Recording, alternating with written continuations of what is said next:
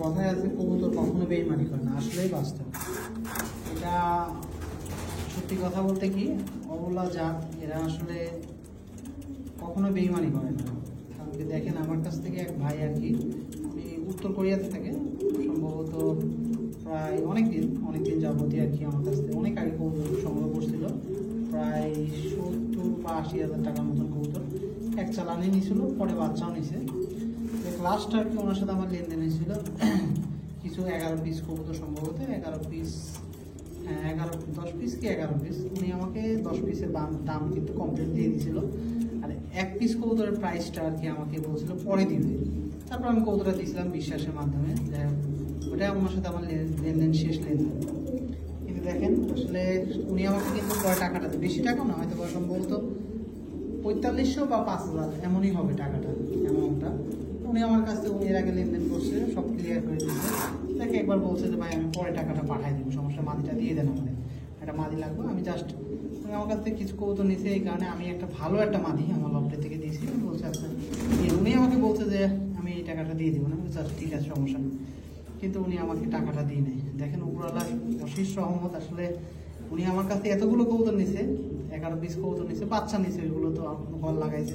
উনি নিজে বলছে যে অনেক ভালো রেসপন্স পাইছে। কিন্তু দেখেন আমার কাছ থেকে 11 পিস কবুতর নিছে, তার মধ্যে কিন্তু কোন কবুতর কিন্তু হারাই নাই। তার মধ্যে একটা কবুতর মিসিং হয়ে গেছে, লফটে থেকে বের হয়ে গেছে, এরই বাচ্চা, যেটা টাকাটা আমাকে দিয়ে নেই। আল্লাহর অথবা রহমতের কারণে হয়তো এটা হয়েছে। ওনাকে বলছিলাম, উনি আসলে টাকাটা পাঠায় নাই, পরে কবুতরটা চলে আসছে। আমারও ওইভাবে কি করছিলাম খেয়াল ছিল না। পরে আর কি উনি আমাকে ফোন দিছে, ফোন দিয়ে বলছে যে কবুতরটা তো চলে আমার কাছে, বাবার কাছে ছুটে গেছে। পরে বলছে হ্যাঁ কবুতরটা আসছে আমার কাছে। এখন আপনারাই বলেন, কবুতরটা কি তাকে দেওয়া ঠিক হবে না ঠিক হবে না? উনি হয়তো আমার ভিডিওটা দেখবে, আমার ফেসবুকে অ্যাড আছে, ইউটিউবে অ্যাড আছে, উনি আমার ভিডিওটা দেখবে। আসলে কখনো কাউকে, এর মাঝে আবার একটা ব্ল্যাক কবুতর নিয়েছিলাম আমার কাছ থেকে। উনি আমাকে বলছে কবুতরটা পাঠাই দেন, টাকা পাঠাই দেবেন। বলছে ভাই টাকা আপনি পাঠাই দেন, আমি কবুতরটা পাঠাই দেব। উনি কিন্তু টাকা পাঠায়নি।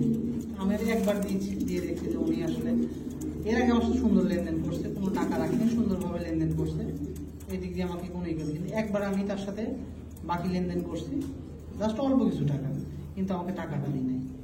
দেখেন আসলে ওরা অশেষ সম্মতে, উনি আমার কাছে এতগুলো কবুতর নিচ্ছে, তার মধ্যে যে কবুতরটার প্রাইসটা আমাকে দিই নাই, ওই কবুতরটা কিন্তু ছুটে আসছে।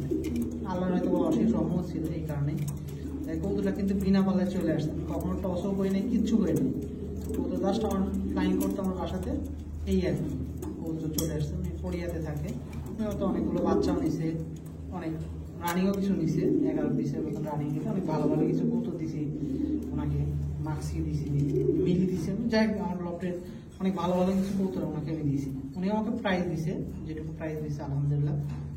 কিন্তু উনি আমাকে একটা কবুতর প্রাইজটা দেওয়ার কথা বলে পরে দিয়ে কবুতর চলে আসতে, যাই আল্লাহর অথবা রহমত ছিল।